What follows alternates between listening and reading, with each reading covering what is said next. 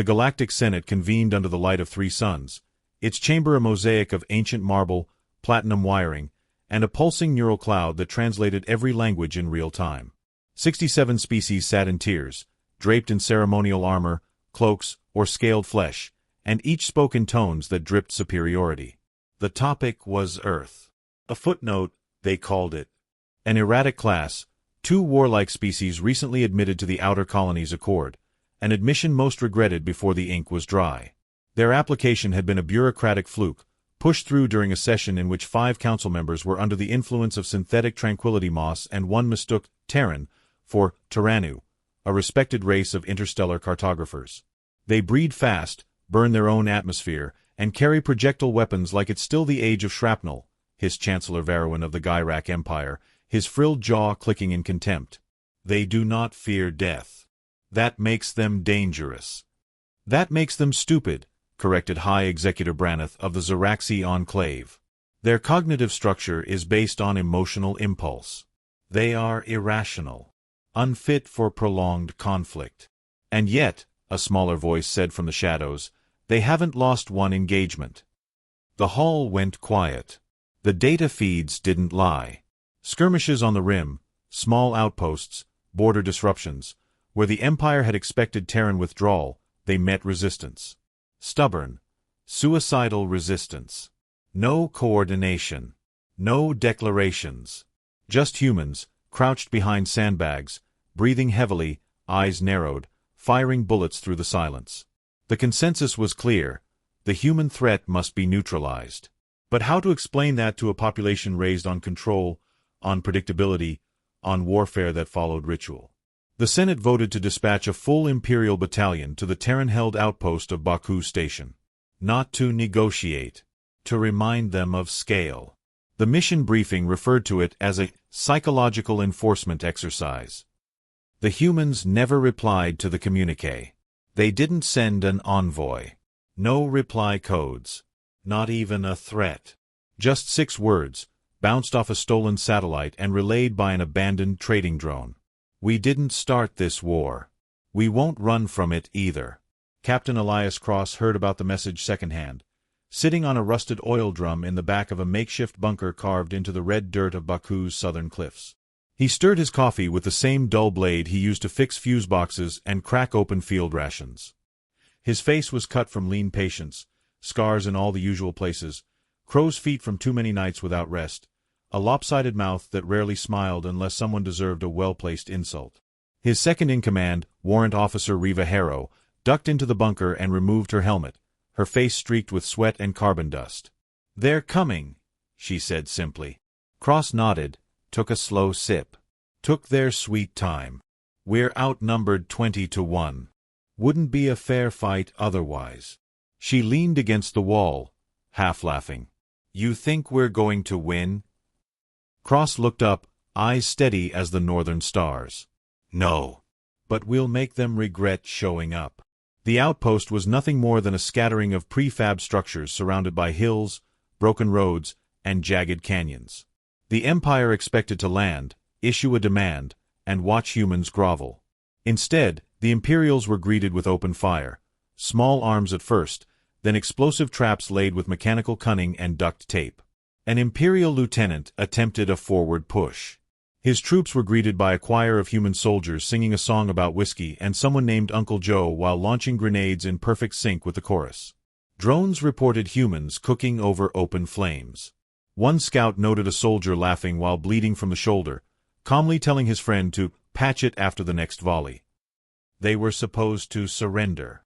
Their species was fragile. Their armor outdated. Their morale, according to the simulations, should have fractured the moment orbital superiority was lost. But they didn't surrender. They dug in deeper. Cross moved like smoke, now at the northern ridge, now flanking the east ravine, now sliding a fresh magazine into the bolt-action rifle he carried not because it was practical, but because he trusted it. When a fleet-wide broadcast reached the Terrans, demanding unconditional surrender and the laying down of all weapons, it was Cross who picked up the comm.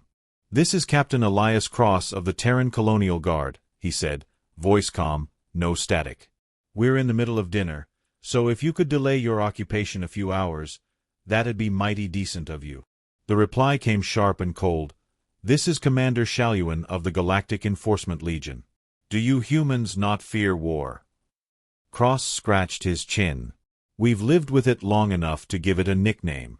Some call it history. Some call it debt. Personally, I think of it as family. Loud, messy, and always at the table whether you like it or not. There was silence on the other end. Cross clicked the comm off. Prep the mortars, he said to Harrow. They'll be insulted by now. The attack began under a violet sky. Empire ships screamed down through the atmosphere, precise and glowing with all the arrogance of a superpower. Automated troops deployed in near-perfect formation. But the terrain shifted under their boots. The mines weren't standard issue. The resistance didn't follow patterns. And every time they tried to regroup, a sniper round cut down the commander with a soft crack followed by a polite whisper of wind. When they finally breached the outer fence, they found not desperation, but calm. Humans worked in teams. Wounded helped the able. Ammo was distributed like candy on Halloween.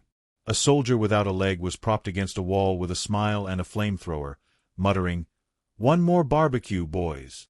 Cross stood in the courtyard, dirt on his face, sleeves torn. He pointed to the bodies of 3 fallen human soldiers being wrapped with care. "You thought we'd run," he said to the Imperial commander, now bleeding from a gut wound. "That's because you don't understand grief. We don't fear it. We live with it." The alien sputtered, coughing dark blood. "You're all mad." Cross shook his head. "No. Just stubborn.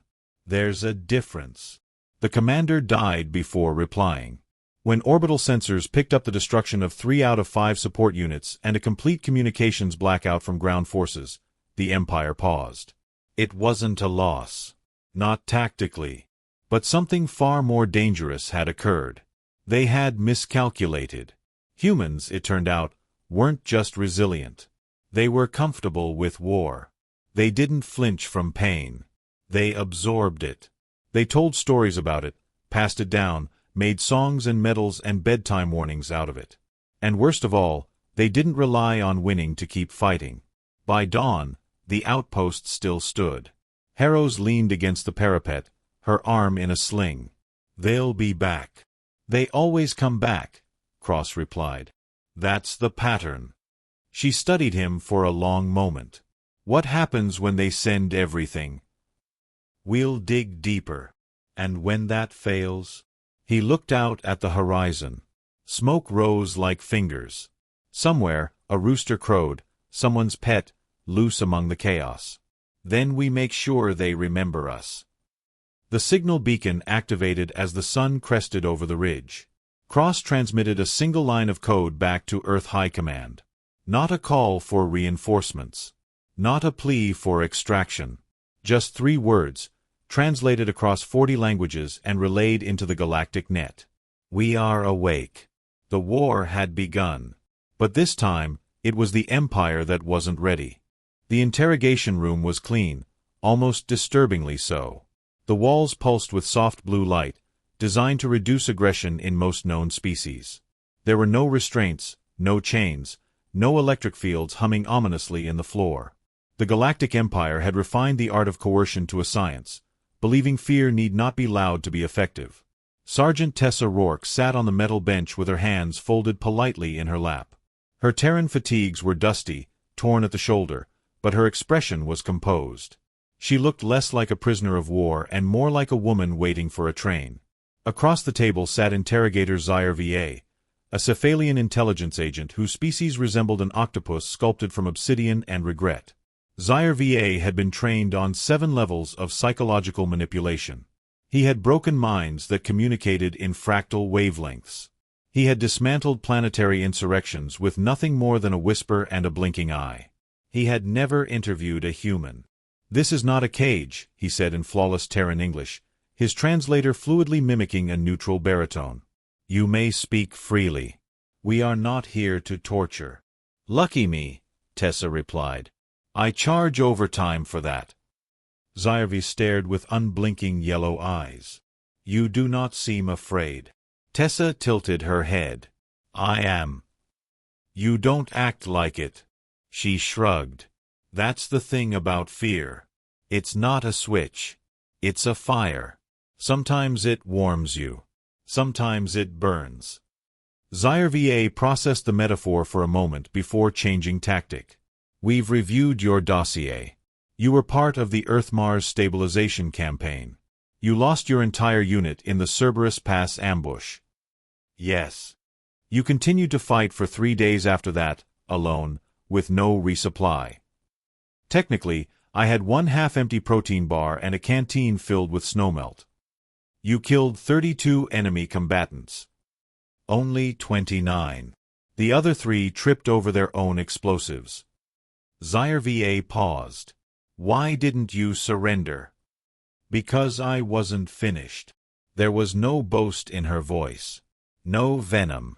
Just quiet certainty.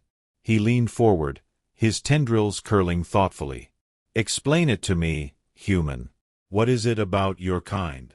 You do not fear pain. You do not fear loss. You treat war as if it is an old friend.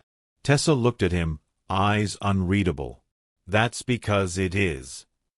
Outside the room, in the observation gallery, 2 Zeke generals watched the feed in silence.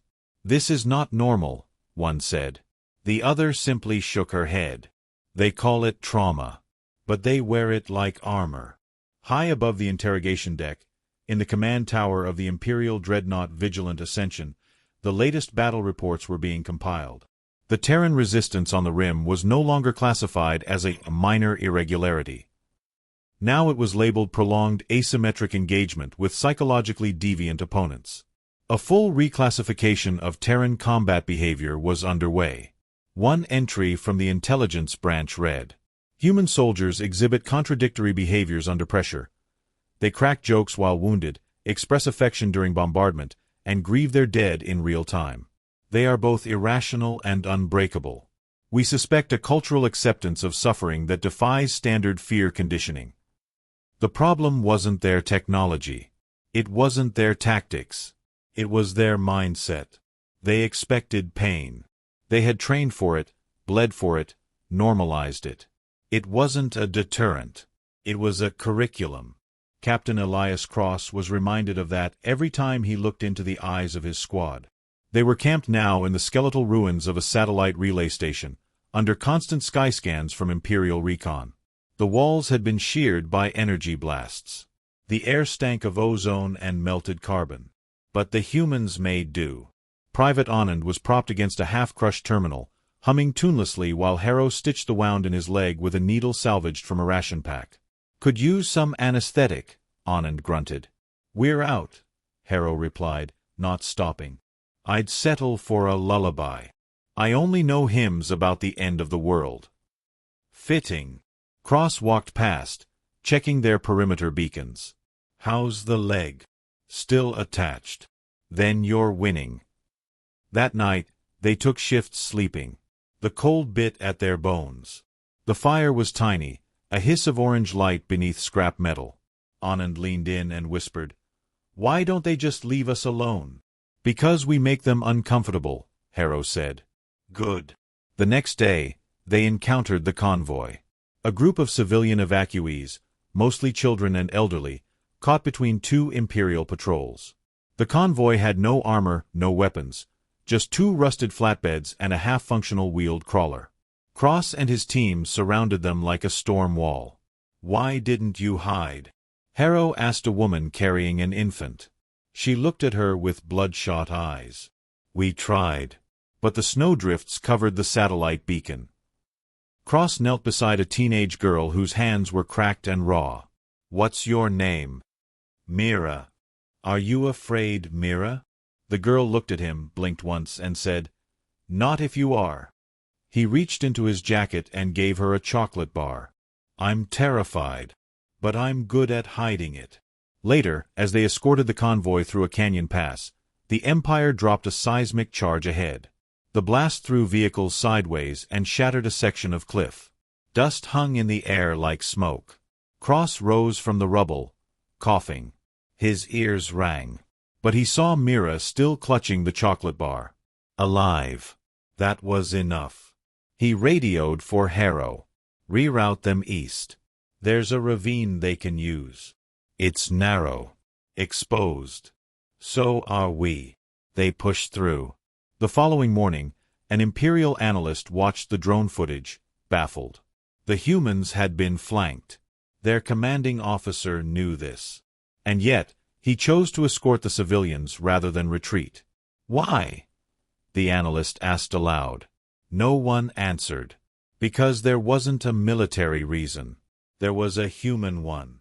Empires understood objectives, obedience, efficiency. They didn't understand sacrifice. Pain, to the Empire, was a mechanism of control. To humans, it was a marker of investment. It meant you cared. And if you cared enough, you didn't run. You clawed forward. That truth came into focus again when Cross's unit prepared their next retreat. They didn't just fall back. They sang while planting explosives. They made bets on who could carry more wounded. They painted crude jokes on the walls of a burning warehouse before leaving it to collapse. To the Empire's recon drones, the retreat looked chaotic, wasteful, disorganized.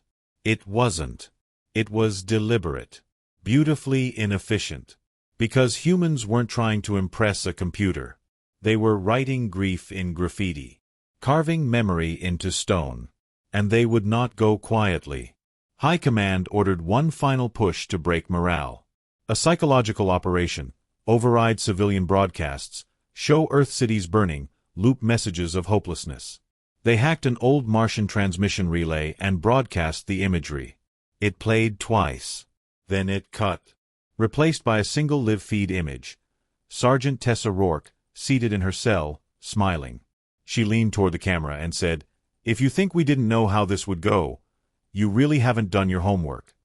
The feed ended. Command went quiet. On Earth, meanwhile, millions watched their soldiers fight from stolen signals, smuggled streams, and whispered reports. They saw what the Empire refused to believe. That fear was not absent from humanity. It was just very, very busy doing other things. In the ruins of the satellite station, Cross sat alone as the wind howled beyond the cliffs. He held a photograph in his hand, his brother, years gone, one of the first to fall. He didn't cry. Not tonight. Not with the sky red and the war on their heels. But he remembered. And that was enough. Somewhere, across the void, an Imperial commander reviewed his reports and muttered, "They don't fear pain. They treat it like a badge." "No," his aide said. "Like a teacher." "Then what are we to them?" The aide hesitated. "A lesson." The commander turned slowly. "Do you think they'll surrender?" The aide shook his head. "I don't think they know how." The canyon at Ravine 7 was a natural choke point. 2 kilometers long, 60 meters deep, and hemmed in by jagged black rock that glistened under the pale light of the system's twin moons. The Imperials thought it the perfect place for a final stand, not for themselves, but for the remaining Terran resistance they had tracked here like hounds stalking wounded prey. The human forces, now fractured and undersupplied, had fled through the ridgelines over the past week, harried from all sides by dropships and reconnaissance drones. They had lost 2 squads in the last engagement, ambushed while trying to extract civilians from a collapsed transport shuttle, and now the survivors had dug into the canyon like badgers, refusing to yield 1 meter more. Captain Elias Cross stood at the edge of the campfire, hands blackened with soot from reinforcing a makeshift barricade. His expression was quiet, like the sky before a snowstorm. The men and women around him were too tired to pretend they weren't afraid, but too stubborn to show it. They shared jokes with cracked lips, boiled ration packs with grim delight, and stared at the stars not with hope, but with memory. Ravine 7 wasn't chosen because it could be held. It was chosen because there was nowhere else left to go. "We've got seismic movement on the West Ridge," Harrow reported, brushing dirt from her hands and unfolding the sensor grid on her forearm. 3 squads of heavies, a drone formation, and something new. Something big. "How big?" Cross asked. "Footfalls are causing rock slides." He nodded. "They're bringing the hammer. And we're the nail? Depends which end you're standing on." From the ridge above, the Empire watched with growing confidence. Commander Ithkel of the 3rd Legion had been briefed on Terran erraticism. He had studied their psychological profiles, read after-action reports, even viewed Terran media to try to understand their mythologized resistance to defeat. He had decided it was theater. A species overcompensating for physical inferiority. An illusion of courage stitched together from desperation. But even he had to admit something strange was happening. The humans had not fortified the canyon in any rational way. They'd wired strange shapes into the valley floor, circles and mirrored triangles. Small reflective discs were planted in loose dirt. There were amplifiers tuned to unknown frequencies. None of it made sense. "They're bluffing," one aide insisted. "They're planning," Ithkel corrected. He issued the order to advance. At dawn, the attack began. Imperial drop units screamed overhead, deploying armored skirmishers and autonomous drone carriers that pulsed through the air like chrome wasps. The first human bunkers were pounded with heavy plasma cannons. Fire bloomed in the morning haze. And then, nothing. No return fire. No retreat. Just silence. Until the canyon sang. It started low. A dull vibration through the rocks. Then, from hidden speakers and steel-plated echo dishes, a sound filled the gorge. Not static, not music. Laughter. Human laughter. Dozens of voices, recorded and distorted, bounced off the walls, overlapping and breaking into waves of noise. It didn't sound like madness. It sounded familiar. Mocking. Confident. It shook the Imperial lines. Ithkel narrowed his eyes. "They are playing a game." "Yes, sir." "Then we end it." The forward assault units pushed in. That's when the traps activated. Pressure mines, heat-lured explosives, and tripwire-triggered charges detonated not in defense, but in distraction, herding the attackers into channels where mirrors reflected false thermal images. Plasma shots struck empty air, drone targeting was compromised by projected silhouettes, and the humans never appeared in groups larger than 3. But they were everywhere. Private Anand, now stitched and limping, held a rifle steady as he leaned out from behind a rock spire and put 3 clean rounds into a commander's helmet visor. He ducked without checking the fall. Corporal Vren, formerly logistics, now combat medic, deployed a makeshift sonic disruptor using an old speaker core and a violin string, scrambling a drone sensors just long enough to ignite a fuel line. And Captain Cross? He moved like a ghost. Atop the ridge, Ithkel shouted into his command relay, "Status update." "They're not withdrawing, sir," came the tense reply. "Then push harder." "I don't think they want to escape." That gave him pause. The realization settled like ash. He scanned the battlefield. The canyon looked different now. Smoke and flame licked the edges of carved stone. Imperial formations were fractured. Entire squads had disappeared into thin ravines that hadn't existed on the satellite maps. He had seen this kind of terrain manipulation before. Not from elite tacticians. From insurgents. From species who didn't fight to win, but to make others pay for winning. He opened a channel. "Terran unit. Identify your objective." The reply came back in Cross's voice, broadcast wide on all frequencies. "You cornered a people who learned to live through plagues, famines, genocide, and global wars before they ever left their own gravity well. You boxed in a culture that sings dirges while it buries its young and carves their names into stone. You expected surrender." A pause. "But you never asked what we do when we can't surrender." Static followed, then one final line. "We become something else." The seismic signature of the large Imperial war machine suddenly flared red, implosion detected. The humans had tunneled beneath it, mined the supports, and detonated them with a fuse made from stripped power cells and copper wiring. The machine crumpled like a wounded animal. Ithkel's aides shouted for retreat. But it was already too late. Cross didn't press the attack. He let them run. Let them carry the fear home with them. By the end of the day, the humans had retaken the perimeter. 40% casualties. 3 captured Imperial supply crates. 1 functioning drone, reprogrammed to play Earth's national anthems backwards just to confuse the enemy next time.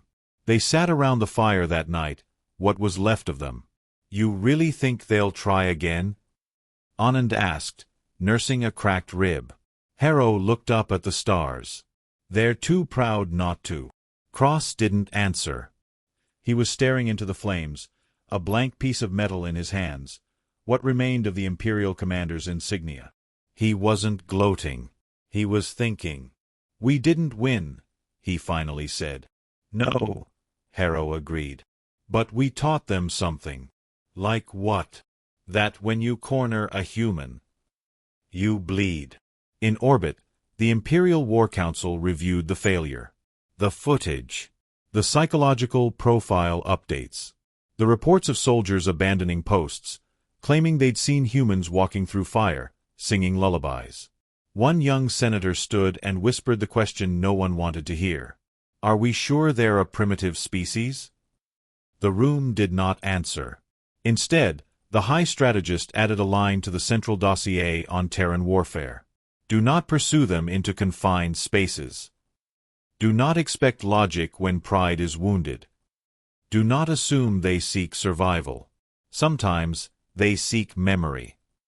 Later that week, an Imperial scout ship picked up a signal on the edge of contested space. It was faint, low bandwidth, encrypted in an old Earth format. When decrypted, it contained a single audio loop. A human voice, soft and unshaken, saying, "We were born in chaos. Don't expect us to break when you bring it with you." And beneath that, as the signal repeated, a single beat of static shaped like a pulse. Like a heartbeat. Still alive. Still waiting.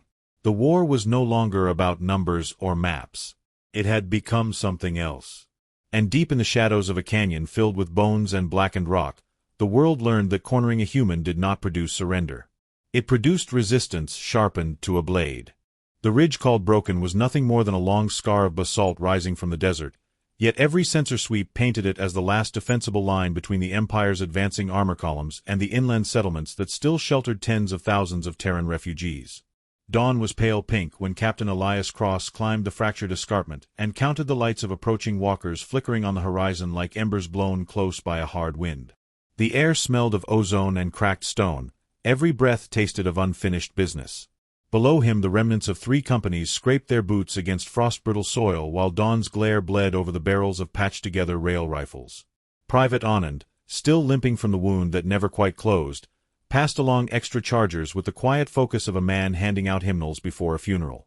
Harrow knelt beside a stack of thermal cutters rigged as mines and muttered a dry joke about saving the Empire travel time by engraving the dates of death directly into the canyon floor. No one laughed, but everyone smiled a little. They had 46 soldiers, 6 drones captured and rewired, a dozen civilian volunteers, and 1 stubborn ridge. The enemy would arrive with air support and tri-legged Gorgon suits designed to crack fortresses. Cross knew the arithmetic. No scenario ran past 8 minutes before the line collapsed. Yet they prepared anyway, because surrender was an instinct they had never fully developed.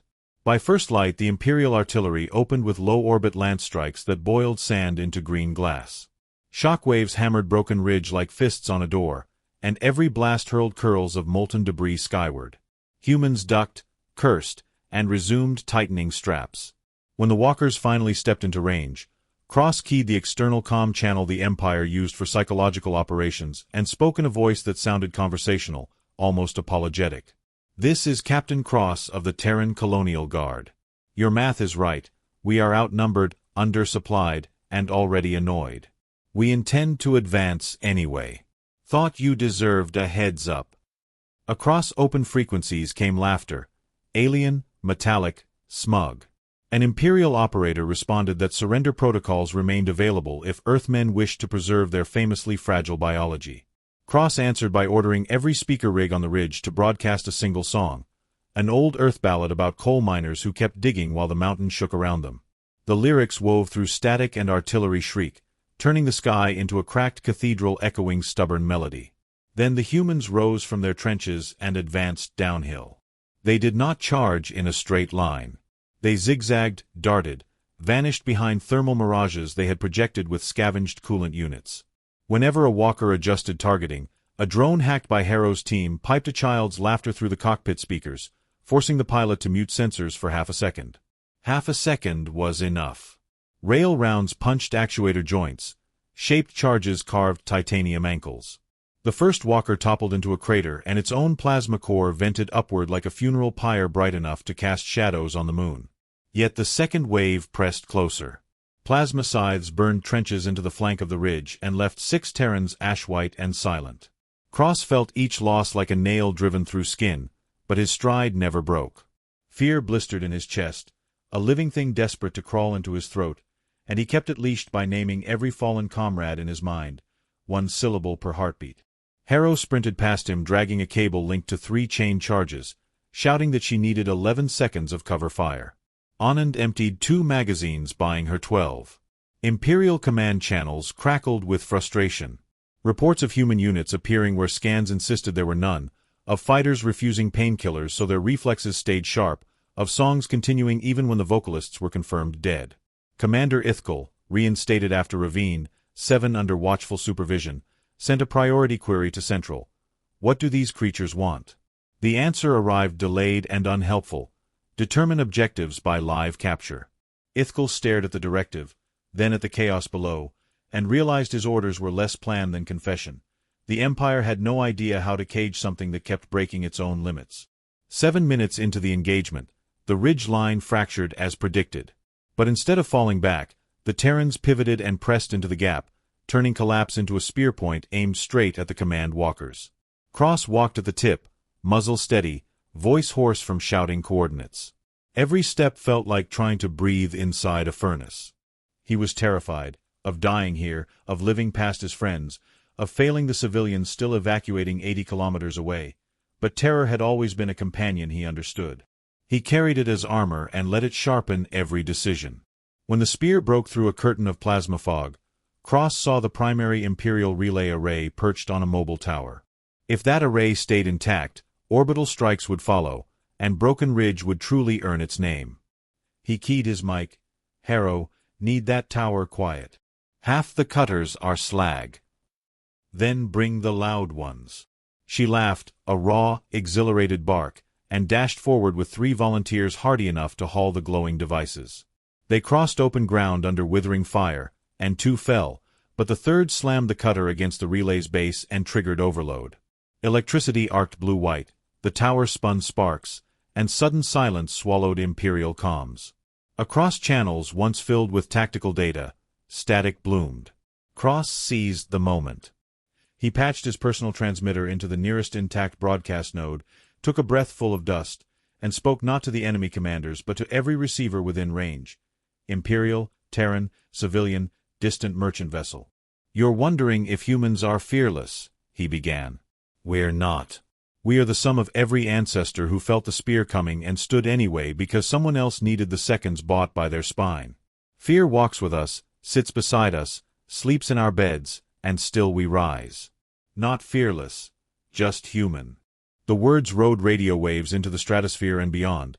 Carried by satellites the Empire hadn't bothered to secure because they were obsolete in every technical sense except one: they still worked.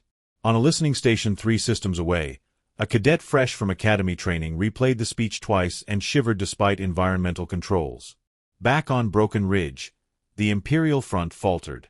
With comms down and morale shredded, units began a disordered withdrawal. Some fired blindly as they retreated, others simply turned and ran, boots slipping on glassy sand. Cross didn't pursue. His people were bleeding and low on ammunition. Victory was not annihilation, it was survival plus meaning, and they had both, for now.